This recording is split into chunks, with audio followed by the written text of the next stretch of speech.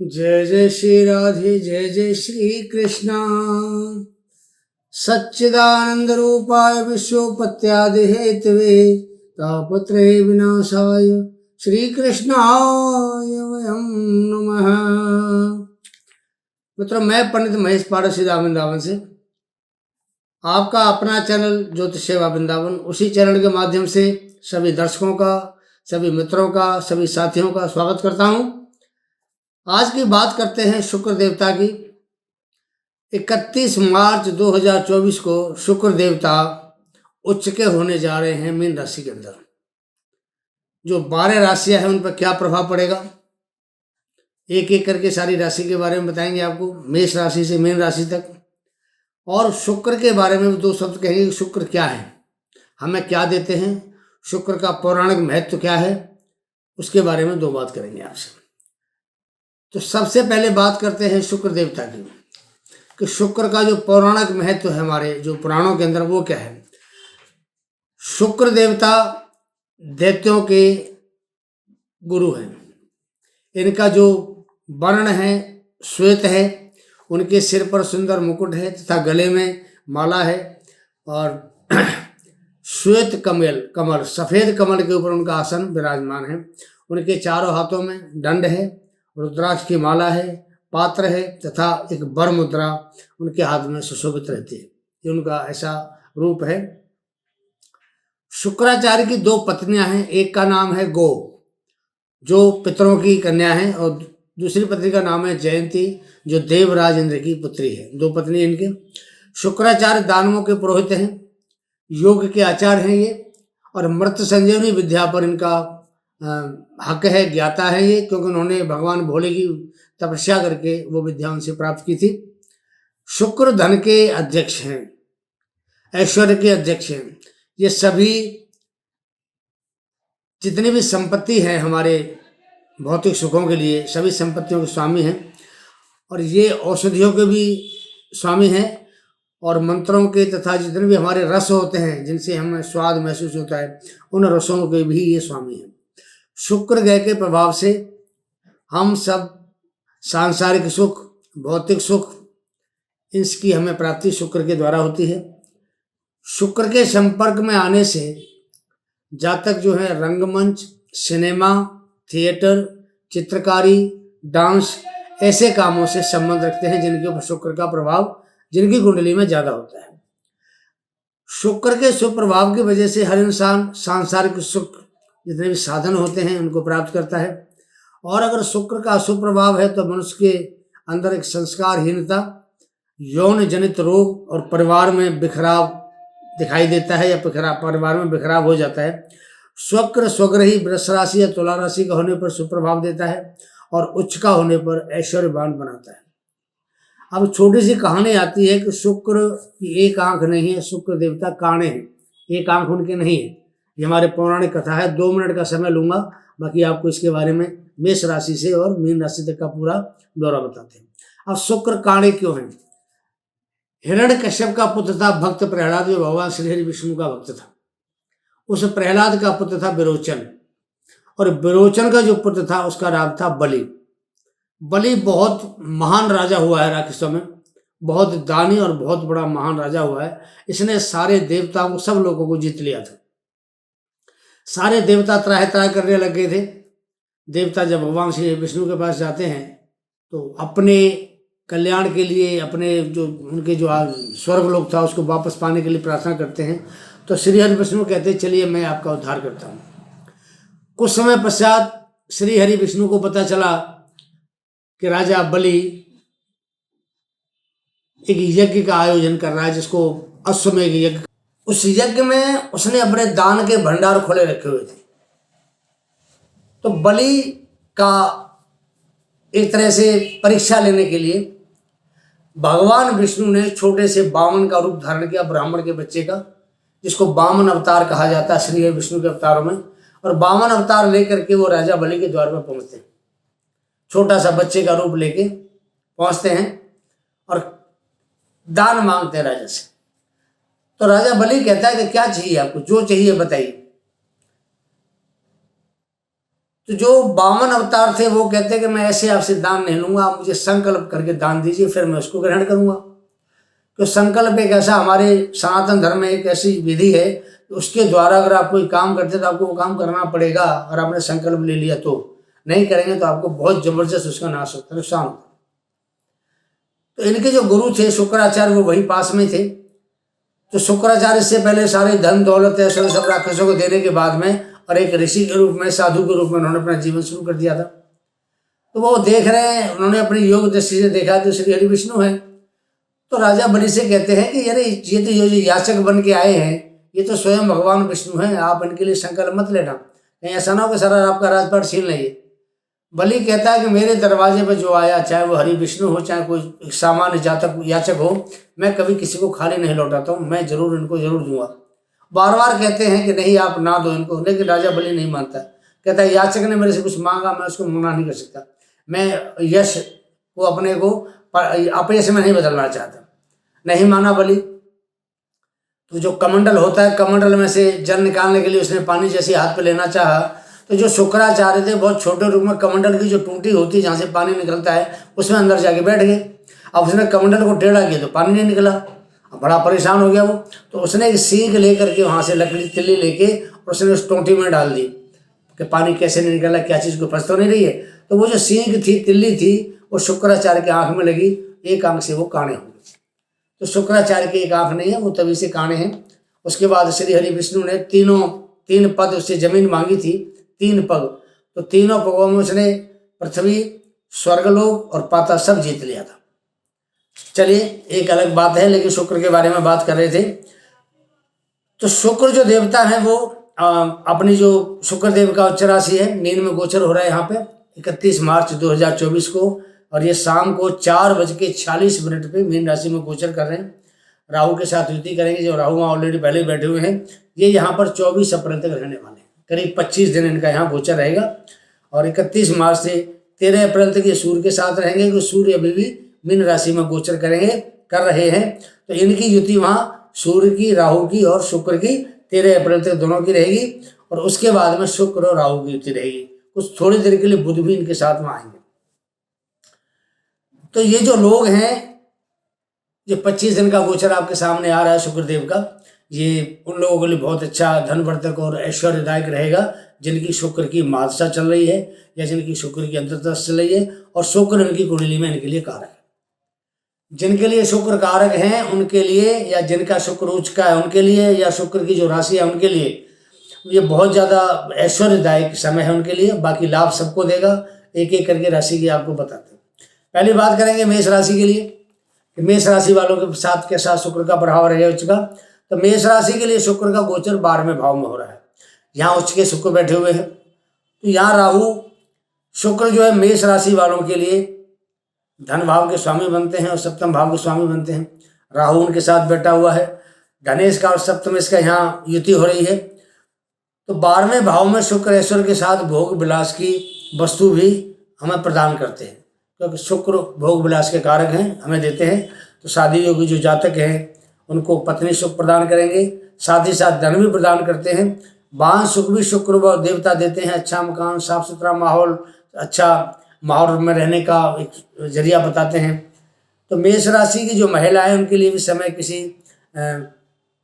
उच्च व्यक्ति से संपर्क हो सकता है। ऐसी महिलाओं का जो मेष राशि की महिलाएं हैं और कोई उनके संपर्क में आ सकता है। कोई उच्च पदस्थ व्यक्ति हो, सरकारी अधिकारी हो, नेता हो, बड़ा कोई, उनके संपर्क में ये महिलाएं आ सकती हैं।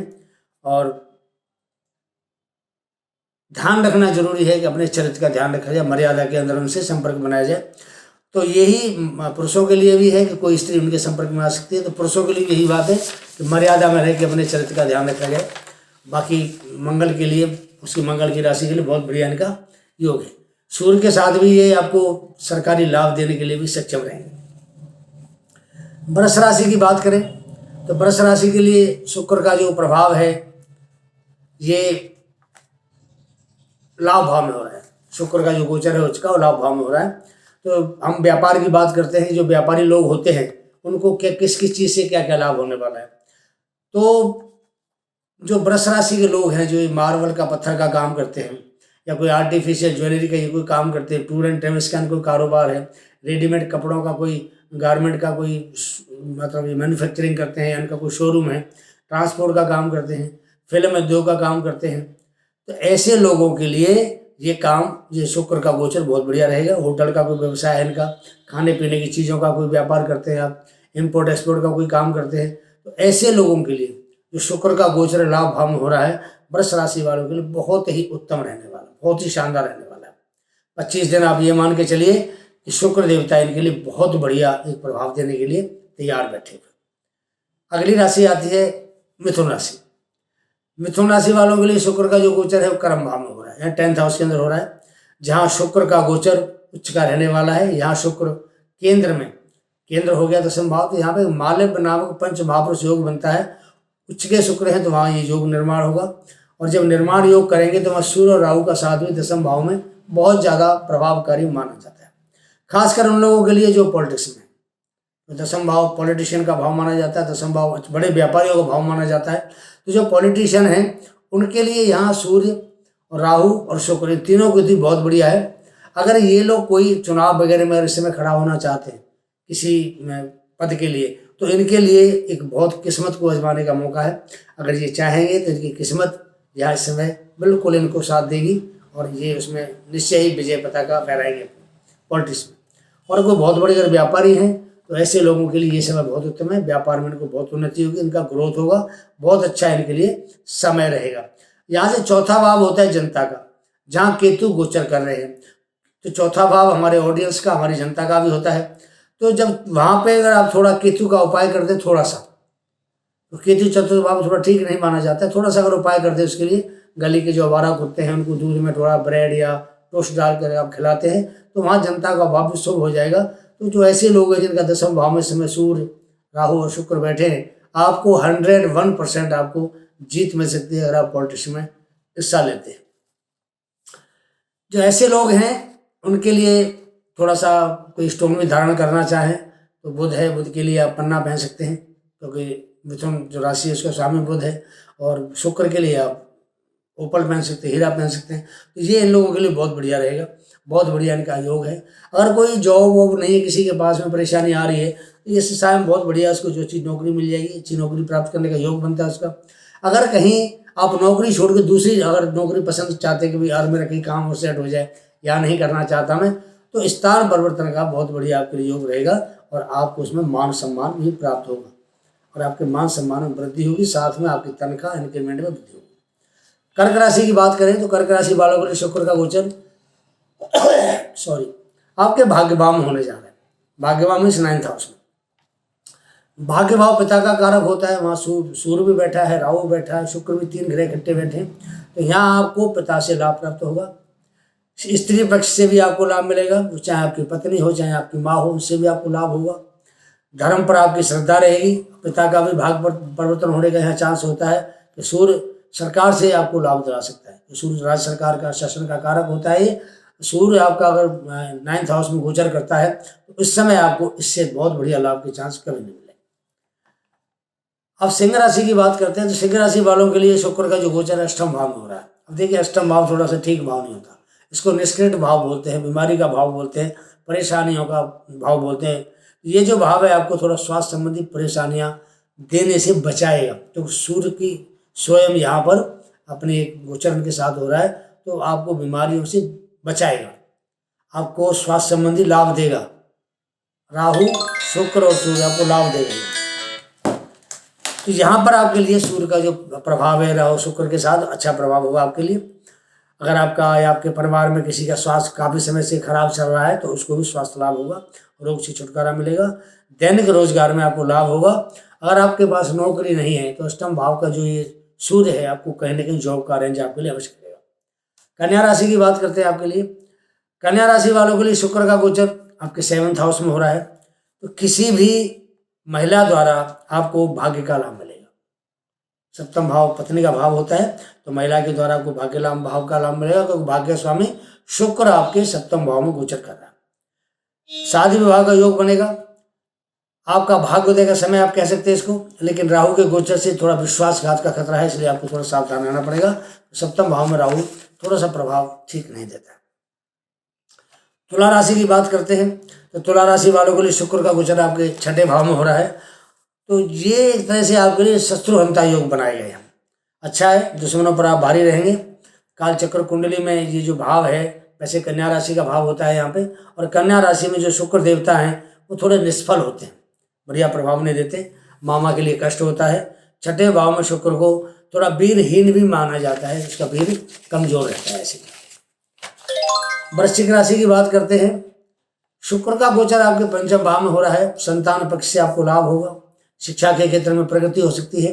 अगर आप शेयर मार्केट के लिए काम करते हैं, काम करना चाहते हैं, थोड़ा संभल कर काम करें, वरना आपको थोड़ी सी स्थिति आपकी बढ़िया नहीं है, कहीं आपको कोई नुकसान का सामना ना करना पड़े। मंगल देव यहाँ 6 अप्रैल के महीने में अपने घर में बैठे हुए हैं, तो ये जो राजयोग भी देने वाला योग बन रहा है एक तरह से आपके लिए। लव अफेयर, प्रेम संबंध, तो इस प्रकार का जो एक प्रभाव है थोड़े ना नुकर के बाद आपके अच्छे हो जाएंगे। धनु राशि की बात करें तो शुक्र का जो गोचर है आपके 4th हाउस में हो रहा है। ये हमारे पुरुषार्थ भाव, जो सुख का भाव होता है, चौथा घर का सुख भी कह सकते हैं इसको, माता का सुख भी कह सकते हैं। तो यहाँ पर बुध राहु और शुक्र की जो युति रहने वाली है, तो शिक्षा के लिए तो ये बहुत अच्छा योग है आपके लिए। चौथा भाव हमारे विद्या का माना जाता है, तो विद्या के लिए बहुत अच्छा योग यहाँ बन रहा है। यहाँ पर शुक्र और बुध दोनों ही कारक होते हैं। शुक्र यहाँ उच्च का होकर के बैठा है आपके लिए, तो शुक्र और बुध दोनों अच्छा प्रभाव यहाँ आपको देंगे।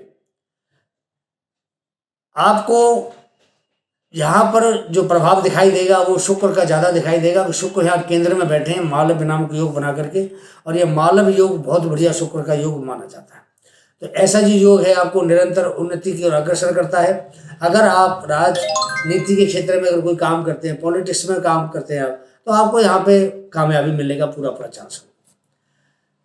ये जो योग है बुध का और शुक्र का और राहु का, ये बहुत बड़ा एक कामयाबी का योग माना जाता है। अगर आप राजनीतिक संबंध रखते हैं, ये एक तरह से गवाही है इनकी ग्रहों की कि साहब हम कामयाब आपको करेंगे, हमारा गारंटी बनती है। तो यहाँ आपको अचानक से कामयाबी का योग बन जाता है आपके लिए, क्योंकि राहु का काम है शॉर्टकट से देना, तो राहु यहाँ आपको अचानक से लाभ देगा। तो ये जो योग बन रहा है बहुत बढ़िया है। आप एकाएक मशहूर हो सकते हैं, अचानक लोग आपको जानने लग सकते हैं। यहाँ राहु आपको शॉर्टकट से वो देने वाला है। यहाँ इस भाव से आपको अच्छे मकान का सुख, अच्छे वाहन का सुख, जेवरात का, अच्छे कपड़ों का पहनने का, प्रॉपर्टी का, और आपकी जो संपत्ति सारे सुख आपको यहाँ बुध और शुक्र देने वाले हैं। पूरा 25 दिन का समय है, आपको बड़ा शांति का वातावरण महसूस होगा यहाँ इनकी गोचर से। मकर राशि की बात करें तो शुक्र का गोचर आपको 3rd हाउस में हो रहा है। ये भाव हमारे पराक्रम का भाव होता है, हमारे पुरुषार्थ का भाव होता है, हमारी मेहनत का भाव होता है। तो आपकी जो हिम्मत है, आपका साहस है, वो आपका बढ़ा चढ़ा रहेगा। ये भाई बहनों का भी भाव होता है, आपको इनका भी साथ प्राप्त मिलेगा, पूरा साथ मिलेगा, इनका प्यार भी मिलेगा। दूर देशों से आपके संबंध बनेंगे। शिक्षा के लिए अच्छा समय है। उच्च शिक्षा के लिए आप विदेश का योग बनता है, आप जा सकते हैं, घूमने फिरने भी जा सकते हैं, अच्छा समय है, चाहे वो देश में हो चाहे विदेश में। विदेश यात्रा भी हो सकती है 25 दिनों के अंदर, और विदेशी मित्र अगर आपके हैं तो उनसे भी आपको धन लाभ के चांस हैं पूरे पूरे। कुंभ राशि की बात करें तो शुक्र का जो गोचर है धनभाव में हो रहा है। अब शुक्र यहाँ भाग्येश बन करके और चतुर्थेश बन करके उच्च का प्रभाव अब देने के लिए आपको बैठे हैं, तो आपको माता से लाभ कराएंगे, और आपको चतुर्थेश बन करके भी लाभ करा रहे माता के द्वारा, तो आपके भाग्य से भी लाभ कराएंगे। किसी महिला द्वारा आपको धन लाभ प्राप्त होगा। परिवार में खुशी का माहौल होगा। राहु साथ होने से वाणी थोड़ी कड़वी हो सकती है, इसको थोड़ा सा आप ख्याल रखें। आपके घर में परिवार में कोई मंगल कार्य अवश्य होंगे। मीन राशि की बात करते हैं तो ये तो आपकी स्वयं अपनी राशि है। शुक्र देव उच्च का योग बना रहे हैं, यहाँ बैठ करके ये पंच महापुरुष योग माल्यम का बनता है बना रहे हैं। तो ऐसा जो योग है बहुत अच्छा योग माना जाता है। लगन के अंदर मान सम्मान बढ़ेगा, सामाजिक तौर पे आप सम्मानित होंगे। आपको शुक्र यहाँ अच्छा वाहन सुख भी देंगे, अच्छा धन का सुख भी देंगे, अच्छा भूमि का सुख देंगे। आपको हर चीज़ का, भूमि जमीन जायदाद वाहन धन सबका सुख देंगे। पत्नी का भी सुख आपको प्राप्त होगा। तो मीन से 12 भाव में गुरु स्वयं गोचर कर रहे हैं। बुध साथ होने से एक अच्छा वक्ता बनता है। तो गुरु के साथ बृहस्पति बैठे हैं, एक अच्छा बोलने वाला अच्छा वक्ता बनता है। बात जो पटता होती है, वाणी जो होती है, उसमें एक तरह से एक ओजस भाषण होता है इनके ऐसे लोगों का, तो जिसका जादुई प्रभाव पड़ता है पब्लिक के ऊपर। तो कुल मिलाकर के ये शुक्र का जो गोचर है ये उच्च का बहुत शानदार रहने वाला है सभी राशियों के लिए। तो मित्रों, छोटा सा ये प्रोग्राम आपके सामने गुरु उच्च का बताया हमने। कैसा आपको लगता है कमेंट में अपनी राय दें। अगला प्रोग्राम सीख लेके हाजिर होंगे, तब तक के लिए आज्ञा दीजिए। जय जय श्री राधे, जय जय श्री कृष्णा।